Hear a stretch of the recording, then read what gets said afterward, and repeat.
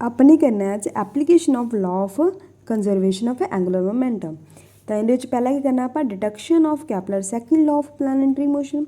अच्छा पहला अपन पता होना चाहिए कैपलर का सैकेंड लॉ की कहता सी भी वो इक्वल इन टाइम इंटरवल में इक्वल एरिया ही मतलब स्वीप करूगी है ना, इक्वल मतलब कि एरियल वेलोसिटी की रहूगी कॉन्स्टेंट होगी, यही सी ना कि मतलब द लाइन कैपलर का सैकेंड लॉ किसका the line joining the planet to the sun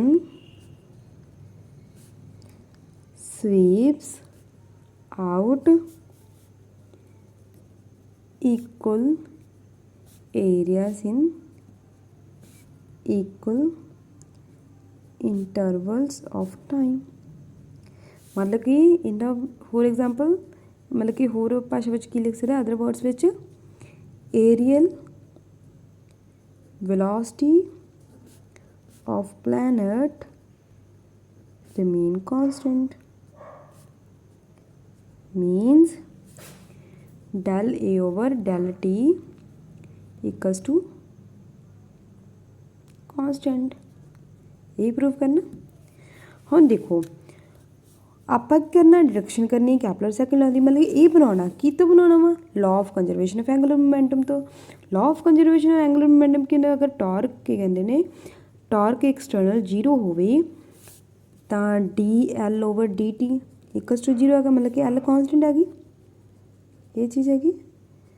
तो आप मतलब कि एक रिजल्ट हैगा वा जो आप वैसे किया नहीं क्योंकि तुहाडे सिलेबस में इन्हूं मैंशन नहीं किया होया हैगा उनका बस रिजल्ट तुसीं याद रखना भी L is equals to M del A over del T हुंदा वा।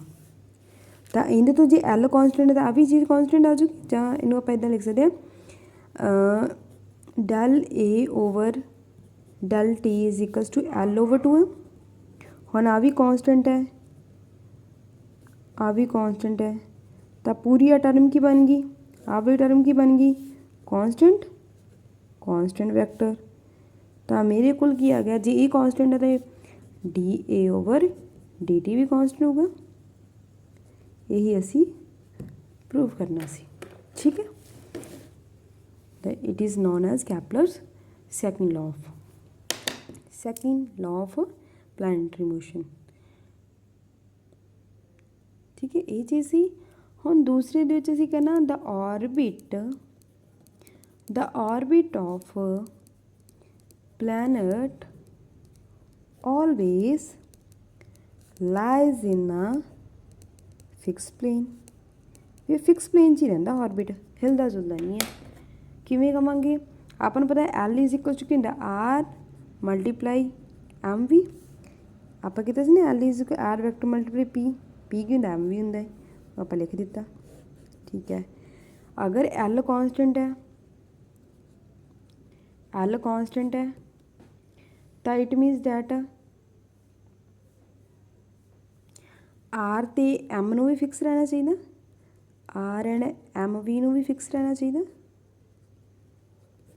भी कॉन्सटेंट का क्या मतलब है इहदे भी देखो इहदे आर इहदी क्रॉस प्रोडक्ट दी हुई है जे इहदी क्रॉस प्रोडक्ट मतलब कि एक प्लेन चलाई करते हैं R vector and M V vector एक प्लेन चलाई करते हैं जो L वैक्टर है उन्होंने परपेंडिकुलर है वा परपेंडिकुलर डायरैक्शन में की है वा भी जो प्लेन है वो परपेंडिकुलर है। अगर मतलब कि आ प्लेन पए हुए तो L वैक्टर की है प्लेन तो बाहर आ रहा मतलब कि जिमें पेन खड़ा ना उस डायरैक्शन में वैल नूं है वा ठीक है।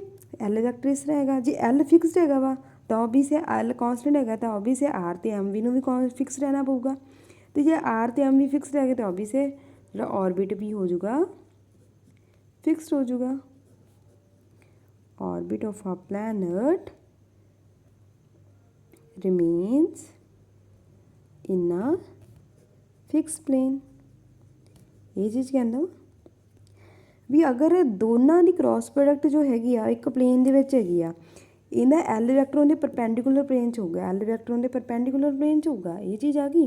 तो जे परपेंडिकुलर प्लेन च जे L कॉन्सटेंट है फिक्सड है वा तो R तो M V नूं भी फिक्सड होना पेगा तो सो दैट अपने पास जिहड़े ऑर्बिट हैगा वा वो की फिक्स प्लेन दे विच ही रहता हैगा वा ठीक है। This is all about the application of law of conservation of angular momentum okay.